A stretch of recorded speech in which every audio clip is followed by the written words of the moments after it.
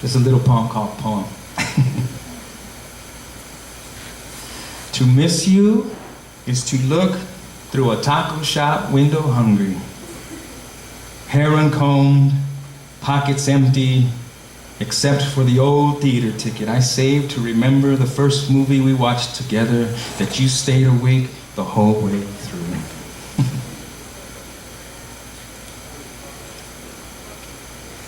All right, I'm gonna read a poem called The Sweat. Now this one comes from my affinity for the gray sweat pieces, the sweatpants, the elastic, the sweat. And sometimes you do in physical education class and you have to write your name on them. Leave them in the locker for way too long. And, all right, this is my ode to the sweats. Rocky Balboa, you know what I'm talking about, right? Rocky Balboa wore the classic gray sweatsuit and Rocky won and kicked the living crap out of Apollo Creed. So how are you going to argue with me about my fashion sensibilities when I have Rocky Balboa in my corner? It's some kind of business to be coming off of methamphetamine and sweating like I do while wearing the classic gray sweatsuit my grandmother bought me last Christmas. It's both hysterically funny and hysterically sad. I suppose sort of disgusting too, though I still do. The last time I wore this pair of classic gray sweatpants, I fell in a ditch while I was partying at Gustavo Leon's house near Hopeville. Covered in mud, ditch water, and smelly runoff from the nearby carrot fields, I asked Beatriz for a ride in her '69 Mustang when she pulled over to see if I needed help. In the back seat, I sat embarrassed between two beautiful girls I didn't recognize who stared angrily out their windows, loathing my dirty existence, I'm sure. During this physical education class in middle school, I had to resort to wearing a jockstrap underneath my classic gray sweatpants to restrain the inevitable urge that wanted to address the world with long, impassioned speeches about the futility of consciously attempting to disappear one's thoughts during co-ed roll call.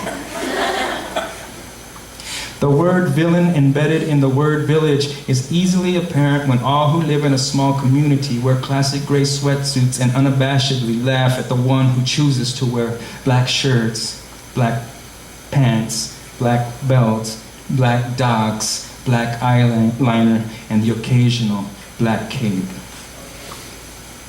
I saw a guy once on the bus wearing a classic gray sweatshirt with an S written on its chest with a black Sharpie. Yo, is that S for Superman? I asked. Superman, he answered. Hell, more like Suntan Man. And when I looked at his face more closely, I realized what he meant. Only scandalous fools wear classic gray sweatsuits, said Martin. Some man at the community center told Martin the elastic around the waistline of his classic gray sweatpants allowed him to steal bags of potato chips, candy bars, toilet paper, condoms, and other such desirables at the local market. They found the woman with 3 small children passed out drunk in her classic gray sweatsuit near a bench at Carter Park. The way the sunlight and the shade of a nearby oleander formed a parallelogram on her chest saddened me. Like the sliver of life left in her and in all of us, I feared for all of us that day. Imagine if all of the leaders in the world showed up to the United Nations headquarters in New York City wearing classic gray sweatsuits. Instead of wars, we'd have basketball games played at the speed of a 1970s Summer Jam mixtape. Imagine if all military personnel were forced to wear classic gray sweatsuits at the hour of battle, and members of these conscripted militaries perished in their classic gray sweatsuits on the battlefield, a black Sharpie scrawled letter on their chest, the only distinction between them, as a mass grave of gray and cotton for all to witness on Google Earth grew exponentially, smoldering, odorous. Imagine a classic gray sweatshirt with its sleeves carefully folded just so, with a matching pair of classic gray sweatpants pressed and propped in a large shadow box framed in red mahogany hanging in everyone's living room. A flag, a purple heart, a photograph of someone unfamiliar though all would remember forever, delivered by a rigid though apologetic representative of the government, the classic gray sweatsuit embodying a different kind of meaning then.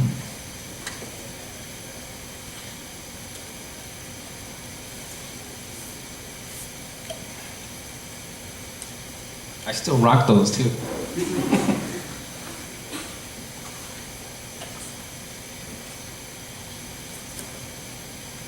All right. This next poem comes from it's based on a line that my dad told me a long time ago. But the dad in this is nothing like my dad. But I remember when I was late middle school, going into high school, my reading choices started to change dramatically. And I could point my finger to someone giving me Danny Sugarman's biography of Jim Morrison, which is called No One Gets Out of Here Alive. And that book, and as you know, if you know Jim Morrison and his work, he was really literary dude, theater, and there were a lot of these interesting names that were mentioned in when talking about Jim Morrison, especially his time at UCLA, Antonin Artaud, and all these interesting characters. So of course I started reading and trying to figure out what is this Morrison dealing with, what is he thinking? So I guess my dad started seeing these different types of books coming into the crib, and one day he, not to keep me from reading, but he said, hey, it's cool that you're reading, but just kind of be careful with what you're trying to read, You never know how that's going to react within your body, But at this point in my life, I think it was a trick. I think he wanted to grab me into reading, because after he told me that, I started trying to read even more, you know what I'm saying? So it may have been that reverse psychology thing happening. But it was a great biography. And then I think Danny Sugarman wrote a book called Winter Wonderland, which is also about his time with Jim Morrison and stuff like that. So I was taking all that stuff in. And I started reading Charles Bukowski at that time. Run with the Hunted, that anthology came out about that time when I was in high school. And oh my goodness. Yeah, Bukowski. Try to walk around like Bukowski. Try to be like mysterious like Jim Morrison. All right, so this one's called The Lecture. It's a longer piece, so I'm just gonna read a bit of it, okay? I'm gonna read a bit of it. It's kind of like a monologue.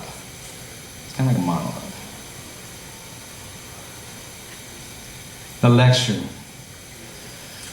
Pops warned, boy, you better be careful, cabrón. While you read those books, you're letting people you would never talk to seep into your head. People you wouldn't even offer to feed if they were dying at your feet and you had a dozen tamales in your backpack. People you wouldn't even talk to at your own mother's funeral. Not people, mijo, but savages. You hear me? Savages, mijo, savages. Ratones that have done nothing but write meaningless books, mijo, ratones. Chupacabras that chew on Catholic children in their sleep, mijo, chupacabras. You don't want these people in your life now, do you? No, I knew you wouldn't. So don't be dumb and let them into your mind. And worse still, don't let them climb into your heart. If you keep reading those Nietzsches who sing like devils in the face of God, who claim things like all good things approach their goal crookedly, imagínate, we're doomed, mijo. We're doomed if this is the path you take. And if you do, you'll let those scumbags into our home is what you'll do. Our churches, our birthday parties, our Christmas mornings, our schools. Naked in our showers they'll be, los cochinos. You'll invite them to our funerals. The hospitals where we carport our dying, they'll be there where your grandfather will someday fight so hard to live. They'll be there stopping that little machine that goes beep, beep, beep, así, beep, beep, beep, así. They'll slow it down so slow, squashing the life out of that poor machine that's had our family running like rats on a wheel for years to keep it working, which is a metaphor, cabrón, but still painful the same. And it'll break my heart when he goes to that place I don't even want to think about, but it will be all your fault. All of those writers you read, taking turns, never having worked a day in their lives, sitting there on top of my father's machine, squashing your grandfather's old lungs into dust, los cabrones, before I'll be able to say I'm sorry to my dad, como Luke Skywalker, cabrón, to apologize to him for all of the horrific shit I've done in my life. And they'll hide in the beers I'll drink and make me get drunk too fast and do stupid shit. Your mom getting all mad at me when I make scenes in front of her friends, hitting on them, calling them names. They'll influence our home. They'll put a dark cloud over our house as big and as fat as a pregnant cow full of rotten milk, those bastards. William Burroughs, Jean Genet, Celine, George Orwell, Henry Miller, what kind of names are those? You're inviting evil into our home. You're letting these evil-thinking men into our Catholic home. My chanclas will always be missing. Our bills will go unpaid, and your mother will blame me. Our electricity flickering down to its last speck of light each month while your mom begs the electric company to give her another chance because she has kids that need to see to do their homework, and she'll blame me, angry, embarrassed, sad woman, your mother. Then you'll file them in your trapper keeper, cabrón, and take them to school. You'll get F's on your report cards because of them. They'll let the air out of my tires and make me miss parent conferences with your teachers. Their words will seep into our plumbing and infect our water, intoxicating me. And they'll make me have girlfriends when I love your mother so much. All of this will be your fault. Because you brought those disgusting dogs into our lives with their tales of sex, their alcohol and drugs. You brought them to us. Because whatever you read, mijito, we learn by your actions. You begin to say things that you would have never said before. You'll see the world differently. Your perception is wild and powerful as Cézanne's. And like a corncob pipe Rambo, you'll eat your teacher's skulls out with a spoon sized for caviar. You'll behave as if you were never raised by a respectable mother and father. Your head will be in the clouds thinking smart-ass things. You'll think you're better than everyone else when you're not. No one will understand you. Everyone will think you're crazy when you walk around town with worn-out books in your back pocket, wearing socks with holes in them, dirty calzones, and talking to yourself, even though you hear Beethoven and Mahler in your head and not that radio shit everyone listens to. You won't even have a job, cabrón, but because you'll know a few poems by memory, you'll think you know, but you won't. You won't know because you're just a little punk. How can Schopenhauer save us, cabrón? How? Answer me how. So remember, each time you read those so-called books of so-called literature, remember the kids around this town. Remember your family, your mother. Remember your religion. Eres mexicano y eres católico, cabrón. And don't forget that. Remember your father imprisoned here by domesticity while Gregory Corso was in Greece when years younger than I. Remember that I haven't left this place, not once to even venture over that hill that eats up the sunset each night as if to mock me. Recuérdate que hay un shared consciousness in this community. And if you don't know what shared consciousness means, go back to the eastern section in the library, the section you should be reading. We're all part of the same piece of mierda, cabrón. So why waste your time with books like those when you have a storyteller like me at home? Now go on and tell your mom that I'm speaking iambic and that I'm feeling horny tonight. Go on, before it's too late.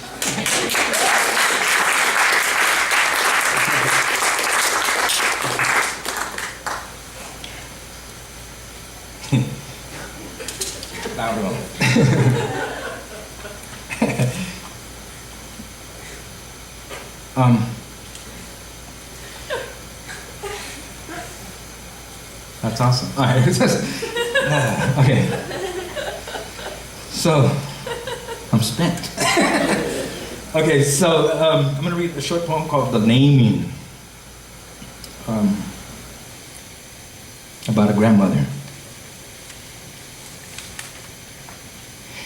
My grandma could never remember the names of my schoolmates until the day she decided to name them herself. El Flaco, Las Greñas Paradas, El Feo, El Snowflake, he was dark, El Dormido, El Cabeza de Cebolla, El Retrato, Sin Palabras.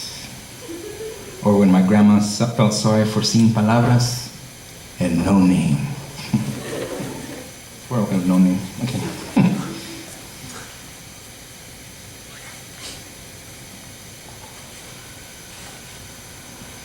All right, a couple more. This is called Song. And I think it's fitting for this environment right now, but the snow is what I'm saying. Okay, Song. Lord, when I indirectly force my grandmother to speak English because I can't understand Spanish, It's like strapping ice skates to an 84-year-old woman's feet and shoving her across a hockey rink the size of the Arctic Circle. Either a great big Zamboni or a time-traveling Back to the Future DeLorean, Lord, is what I need now to erase this mess I've made.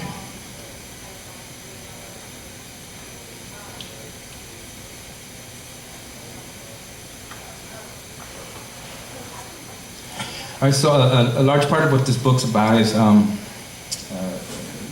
symbolic, metaphorical borders, but there's also references to the very physical border that's right there in California, to Arizona, and all the politics involved with that, and tragedy.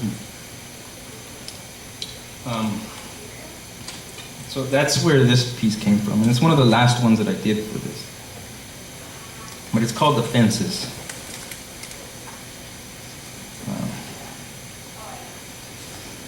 Here it goes. Your fence is graffitied. Your fence is a graffitied harness of light. Your fence is the most democratic art. Your fence is gloriously horrific. Your fence that shouldn't be so good, it's bad. And your fence recites the laws of thermodynamics, and this makes a gubernatorial candidate out of your confidence. And your fence built a casino on your nightstand, and as all good fences do, it created a metaphysical dilemma that yearns. Your fence is corrugated. I can see through it like a transparent prison. Your fence denies the unassuming the right to affix their tongues to free and uninterred lives. A transparent prison is the cruelest institution because there are no worries of overhead, no correctional officers, no pension plans, no training costs, no uniforms to consider, no overtime, no physical bricks and mortar, no intermediary between one's incarceration and the sea that keeps time like a soft tambourine. And your fence was on the Titanic and survived. Your fence plopped its portly self into a lifeboat and refused women and children the opportunity to save their own lives. Ravaged by severe weather, it survived an iceberg in its eye and a lifeboat that denied women and children the opportunity to save their own lives. Your fence is a survivor, though it's one that refused, and that's how it will always be remembered. Your fence is a wooden crate filled with saladitos floating down the streams of Washington where salmon blast through sheets of spume, and your fence radiates like a circus tent on fire above the horizon. And your fence has a turnstile at its center that squeaks. Your fence is squeaky. Your fence allows anyone in or out, and for that reason alone, your fence is either profoundly hurt or irreparably ecstatic, while so much remains left between. And your fence filed for U.S. citizenship but was denied because of its involvement in an incident that included expired automobile tags your mother's husband didn't bother to warn you about. A respected custodian, you were embarrassed when officers arrested your fence and shoved it in the back of a squad car, threatening to pepper spray when you promised to write undocumented declarations of resistance from the new city that promised to ingest you. And your fence bathes in the salton sea. It blames unrequited love when it becomes emotional with too much drink. It loves the old days, water skiing, the Hollywood escapades, the salton sea so welcoming then when your fence embodied the glamour of a starlet's barefoot gleaming beneath a hot sun. Your fence is an AA. Your fence is an AA. Your fence is an AA. People congratulate your fence after each successful completion of the program. 3 dry parties where your fence insisted on sharing some words. Get well parties, it called them. With a tear in its eye and the faint odor of whiskey wavering near its lips, it thanked those present for their infallible support and strength. Your fence is an AA. Your fence is an AA. Your fence is an AA. And your fence speaks 1,465 languages. It retains tongues like a confectionery parlor in love with taste. Your fence can sing a blood-sugared Maria Callas arrangement that could ice and defrost the Sistine Chapel simultaneously. A blizzard of Italian arias exploding for the masses intent on illusions, your fence. And your fence divides its time between Los Angeles, California, and Siena, Italy. a fence of impeccable taste and manner. It wept last night. For the life of it couldn't remember its daughter's name, and that's when it began. The white light of memory loss spread its reach like a pale hand sifting through dark soil. The fence of forgetfulness erecting itself as you slept, as your grandchild's voice distanced from reach, and your closet door slowly began to close. And your fence built of ply and barbed wire strangled the black sheep, and it is wounded and it is battered. It lived in a battered fence shelter and it cut its hair. It wore disguises. It memorized Dunbars. We wear the mask weeping, but let the world dream otherwise. We wear the mask. Your fence is gifted. Its gift is survival, though it returns the hurtfulness of the wounded when its barbed wire contracts around the neck of another unsuspecting animal seduced by the moon's light. And your fence ate Eve's apple and gagged on its core. Its solar plexus is divided. On one side, the shadow seeker, the villainous, the morose. On the other side, the people gathered at the edge of the sea, their eyes widened, their hands shaped into bows, their hearts large and rapidly beating. Your fence cannot refuse dreams about the cathedral sprung from its lover's mouth like a clinkered prow. Honey, your fence calls. Honey, it repeats. It rises then falls, its call pushing over the sea like a thing thin with devotion, its lion's mane, its waking tree devouring the day. And your fence grips the balustrade. In its sleep, it shouts like a drunken skipper. Your fence uncaps the liquor bottle and passes out to the sea chanty sung by the widow left at the northeastern docks, pondering generation after generation of so many fences.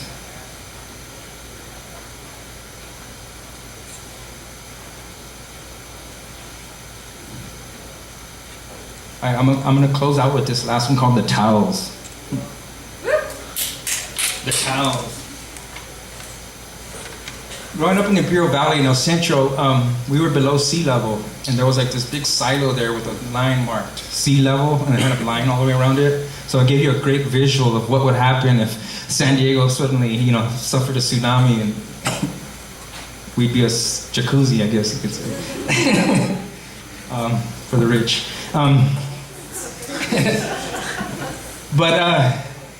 So this image, I was frightened as a kid. It may have been actually a diagnosed sort of fear, but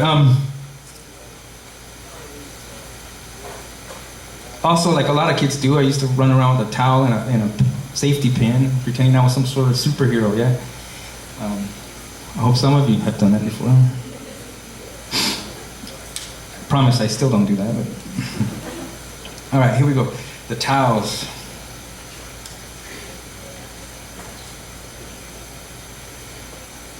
My towel is mostly orange. My towel is usually soft, but when it is forgotten on the clothesline, it gravitates to the island and gets hard. My towel stood up to a tsunami once, and although it lost momentarily to the magnificent force of that glorious body of water, it advanced, curtailing Darwin's great grab to live another day in this house with me. I can't place which beach is represented on my towel, nor do I care. A lone palm bent slightly as if to say, my painting is of a large circus whose god announces my name. Green lounge chair, blue ocean. On the other side of my towel is an image of Joy Division's Ian Curtis. Head down, pensive. Ian is sitting on a guitar amp, cross-legged. Centered on his t-shirt is Borges' Aleph, less than an inch in diameter, where I can see everything, all knowledge, for my eyes have seen that secret on occasion, whose name is common to all men, but which no man has looked upon, the unimaginable universe. When I look into the Aleph on Ian Curtis's t-shirt, I feel infinite wonder, infinite pity, Joy Division's music circulating through my own dark blood, coupling love and the modification of death. Because it is my towel, I am in love with it as I am in love with the universe. No one ever compliments me for possessing such a towel, but I'm sure most secretly say, that towel is truly beautiful. Though him, I'm not so sure about. But if they only knew what my towel knew, what I knew, their frail conjectures would dissipate like a smoke ring above a murky sea. Towels are used to dry one's body parts, but they can also be used for other activities, such as soaking and twisting them into licorice-like whips to snap your best friend's legs when he's exited your cousin's swimming pool and actually thinks he's Alexander the Great. Towels are not cruel. I mean, inherently they're not, though in the wrong hands, towels can erase civilizations. Just cover any old city with your towel while kneeling and think about anything but that city, and I guarantee it will cease to exist, at least for the moment. My orange towel is a flag that declares its sovereignty from all oceans and from all of their vast anatomies, and in the event of another tsunami, I'll reach for my orange towel and hold it up to the sun like the breath embodied in a prayer intimating the undulations of a universe where no one or no thing drowns. Thank you very much.